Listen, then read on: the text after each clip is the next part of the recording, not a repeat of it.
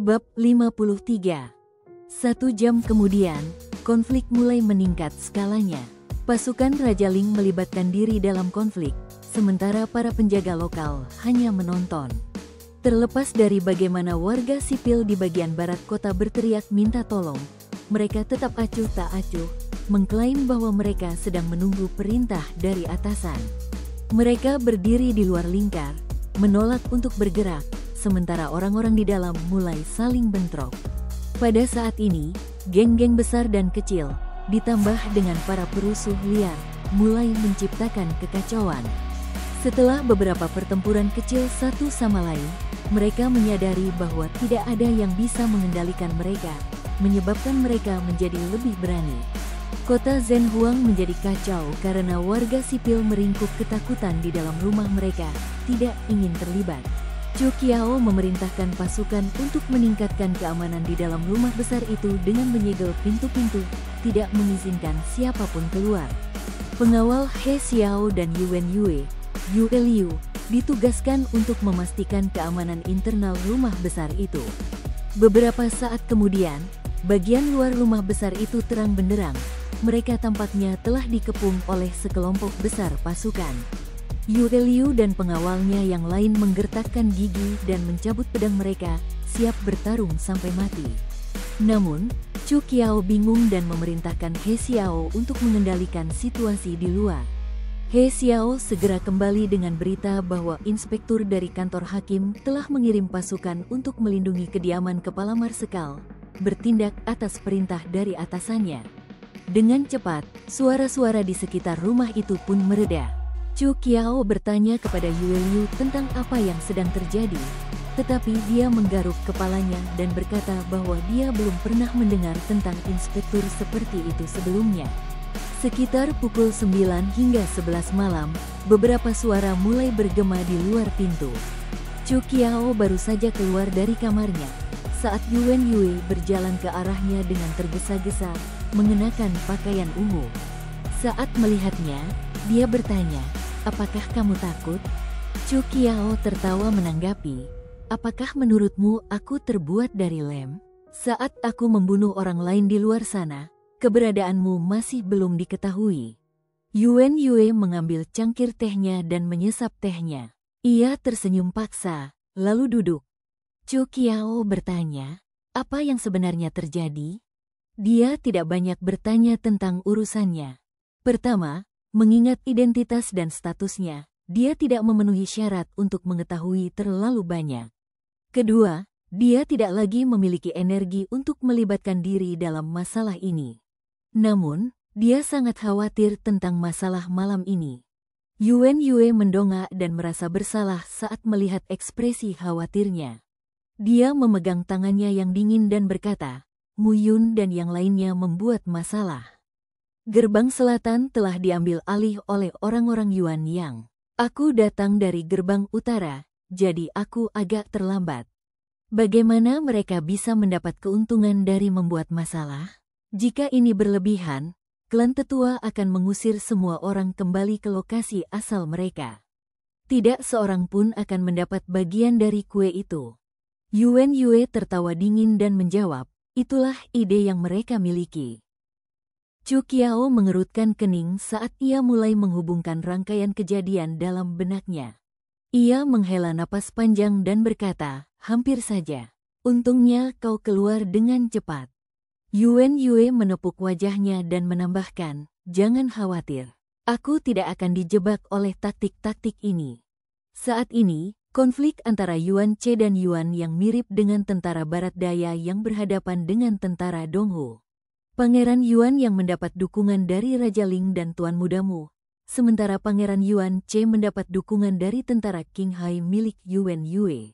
Sekarang Kaisar Wei sakit parah, berbagai pasukan perbatasan tetap tinggal untuk menjaga ibu kota bersama pemimpin mereka. Ini melanggar aturan, begitu ada yang membuat masalah, pasukan perbatasan akan diusir ke lokasi masing-masing. Bawahan Yuan Che, Yuan Yue, dan Jinghan semuanya berada di perbatasan, dengan hanya Yuan yang memegang kekuasaan atas Kam Xiaoqi, yang merupakan milik ibu kota. Meskipun pasukan sebanyak 30.000 itu tidak signifikan ketika berada di medan perang, begitu pasukan perbatasan diusir, mereka akan langsung menjadi kekuatan dominan di ibu kota. Pada saat itu, jika Yuan Che tidak kembali ke utara bersama tentara Donghu, ia pasti akan jatuh ke tangan Yuan Yang. Dengan kepergian Yuan Che, pewaris tahta kaisar akan dipastikan. Selama setahun terakhir ketika Kaisar Wei sakit, politik di dalam Wei mulai terjadi. Karena Chu Qiao memiliki pengalaman menjadi pemimpin militer, dia secara alami memahami manfaat dan konsekuensi dari masalah ini. Dia menghibur Yuan Yue sambil berkata, "Hati-hati, tidak perlu khawatir tentangku. Ada cukup banyak pasukan di istana.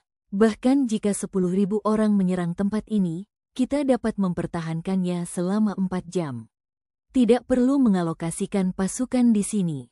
Yuan Yue tertegun dan bertanya, "Kapan aku melakukan itu?" Chu Qiao menjawab, "Inspektur dari kantor hakim baru saja datang ke sini. Mereka membela kami selama lebih dari 4 jam." Yuan Yue mengerutkan kening dan berpikir lama sebelum menggelengkan kepalanya dan menambahkan, "Itu bukan pasukanku." Chu Qiao menatapnya dengan curiga. Ekspresi serius tampak di wajahnya. Yuan Yue tertawa dan memegang tangannya. "Tidak apa-apa, aku rasa mereka tidak punya niat buruk. Apakah mereka orang-orang Wei Suye? Jika tebakanku benar, mereka adalah orang-orang Pangeran Yuan Song." Chu Qiao mulai merasakan hatinya menjadi dingin. Yuan Yue melanjutkan dengan suara rendah, "Kaisar sedang sakit. Setiap tokoh berwenang di Zhenhuang ada di istana. Satu-satunya orang yang tidak ada di istana yang memiliki kekuatan untuk memobilisasi pasukan seperti itu adalah dia." Tatapan mata Yuan Yue yang berat melintas saat dia berkata perlahan, "Sudah lama sekali. Aku sudah melupakannya." Istana terasa hangat karena dupa terus menyala. Namun, Chu Qiao berdiri di sana sambil terus merasakan sensasi dingin menjalar ke seluruh tubuhnya. Pangeran ke-13, Yuan Song, yang salah satu lengannya dipotong oleh Yan Sun, yang saudara laki-lakinya telah dibunuh olehnya sendiri, yang keluarga ibunya telah dihancurkan oleh Yan Sun dan dirinya sendiri. Dia memeluknya, merasakan sakit hatinya saat melihat ekspresi pucatnya. Dia berbisik, "Singer, bagaimana kalau aku mengirimmu kembali ke Qinghai dulu?"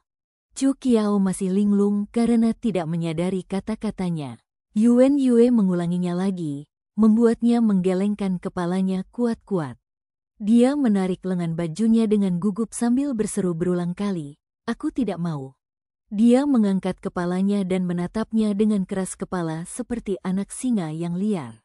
Yuan Yue mendesah tak berdaya dan memeluknya sambil berkata dengan suara rendah, "Ini akan segera berakhir." Ya, itu akan segera berakhir. Setiap kali para pejabat dan pangeran melihat keadaan kaisar, mereka akan mengulang kalimat ini kepada bawahan dan keluarga mereka setiap kali mereka pulang. Ya, ini akan segera berakhir. Hari-hari sang kaisar sudah dihitung. Hari-hari menjalani hidup dalam ketakutan akan segera berakhir. Seiring berjalannya waktu, semakin banyak rumor yang muncul. Mulut kaisar telah terdistorsi. Kaisar tidak lagi sadar. Kaisar tidak dapat mengenali siapapun. Kaisar tidak dapat makan lagi. Kaisar tampak sedang berjuang untuk bertahan hidup hingga akhir hayatnya, dan bahwa ia akan segera meninggal. Namun, saat musim dingin dan tahun baru mendekat, kaisar masih hidup. Diperkirakan bahwa ia kadang-kadang dapat mengucapkan beberapa kalimat yang jelas dan membuka matanya untuk minum sup ginseng. Tidak seorang pun tahu apa yang sedang ia tunggu. Ia tampak memiliki beberapa keinginan yang belum terpenuhi, atau bahwa ia sedang menunggu seseorang. Hari demi hari berlalu, ia menolak untuk memejamkan mata. Suasana di ibu kota tetap tegang karenanya. Tidak seorang pun memiliki keyakinan penuh untuk memicu pemberontakan. Kota Zhenhuang terlempar ke dalam keadaan di mana konflik dapat pecah bahkan dengan pemicu sekecil apapun. Bahkan bayi yang baru lahir tidak berani menangis keras di malam hari. Pagi ini, Yuan Yue keluar dari rumah besar untuk menghadiri sidang pengadilan pagi, ketika ada seorang tamu. Seorang wanita muda mengenakan jubah putih saat dia berdiri di tanah bersalju. Pupil matanya hitam legam, bibirnya merah tua, dan tampak seperti gambar yang indah dalam sebuah potret. Sinar cahaya itu dingin dan jauh di musim dingin. Chu Qiao berdiri di pintu, menantang angin, mengenakan jubah hijau. Saat melihat wanita itu, dia tercengang. Dia menatapnya, tidak bergerak untuk waktu yang lama. Wanita muda itu tersenyum tipis dan berjalan maju ke arah Chu Qiao. "Kakak keenam, apakah kamu tidak mengenaliku? Aku Xiao Ba." Waktu memang berlalu dengan cepat. Dirinya yang lebih muda telah berlutut di samping tubuhnya saat itu. Dia lemah dan kekurangan gizi. Dia bersujud di bawah sinar bulan, bersumpah untuk membalas kematian saudara-saudaranya. Dalam sekejap mata, 14 tahun telah berlalu. Chu Qiao teringat hari eksekusi, saat dia bersembunyi di antara kerumunan, mendengar anak itu berteriak meminta tolong. Pada akhirnya, Chu Qiao tidak keluar. Dia hanya bisa mengambil tubuhnya dari mulut anjing-anjing liar. Tanpa menutupi tubuhnya, dia hanya bisa membiarkan tubuhnya tenggelam ke dasar danau seperti itu. Sudah 14 tahun berlalu. Chu Qiao selalu mengira bahwa dirinya telah meninggal. Dia telah melihat wajahnya yang keras kepala dan berlinang air mata dalam mimpinya berkali-kali. Dia selalu mencela dirinya sendiri selama 14 tahun ini, dan telah membenci Yuan Yue begitu lama karena hal ini. Matanya mulai berkaca-kaca. Dia berdiri di dekat pintu, mengulurkan tangannya sambil tersenyum getir. Xiao Ba memegang tangannya dan tersenyum polos sambil berkata, "Aku baik-baik saja, kan? Aku masih hidup. Aku yakin kau tidak menduganya." Suaranya begitu familiar, terdengar ringan dan jauh. Mereka masuk ke dalam ruangan bersama-sama. Xiao Ba mengelilingi ruangan dan duduk di atas tikar yang empuk. Dia menarik napas dalam-dalam sambil berkata sambil tersenyum, "Si Yuan itu masih punya kebiasaan membakar dupa di ruangan seperti ini." Dia melihat sekeliling dengan sikap yang familiar, melontarkan kebiasaan-kebiasaan Yuan Yue dalam menjalani hidupnya. Dia mengambil buah delima dengan tangannya dan mulai memainkannya. Chu Qiao menatapnya. Dia ingin mengatakan banyak hal, tetapi tidak tahu harus mulai dari mana. Xiao Ba menertawakannya saat dia memecah keheningan yang canggung. "Kakak keenam, tidak perlu merasa terkejut. Orang yang meninggal hari itu bukanlah aku. Pada menit terakhir, suamimu menukar aku dengan orang lain dan menafkahiku selama bertahun-tahun. Aku merasa bersyukur dan kesal padanya, tetapi aku di sini bukan untuk memaksamu menepati janjimu untuk membalas kematian keluarga kita.